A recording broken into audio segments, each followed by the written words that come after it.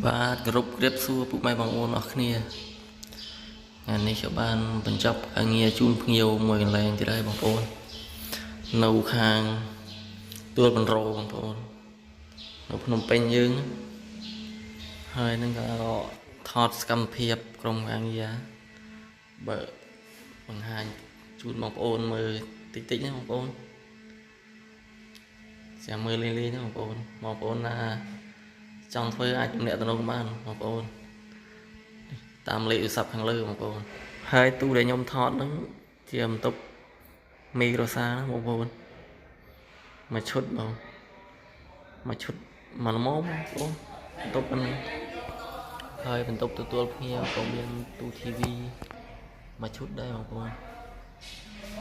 នេះគឺខ្ញុំបានថតសកម្មភាពខ្លះជូនបងប្អូនមើលពេលលេងដល់សុខបងប្អូន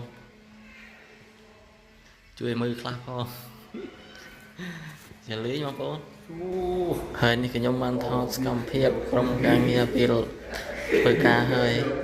ជូនបងប្អូនមើលលេងគាត់ស្បាយចិត្តពេលបញ្ចប់ការងារជូនភ្ញៀវហើយបាន 100% បងប្អូនការងារស្អាតអត់បងប្អូនជួយ comment នេះមួយផងបងប្អូនមានតែប៉ុណ្្នឹងបងប្អូនអរគុណបងប្អូនដែលបានចូលទស្សនាវីដេអូនេះបាយបាយ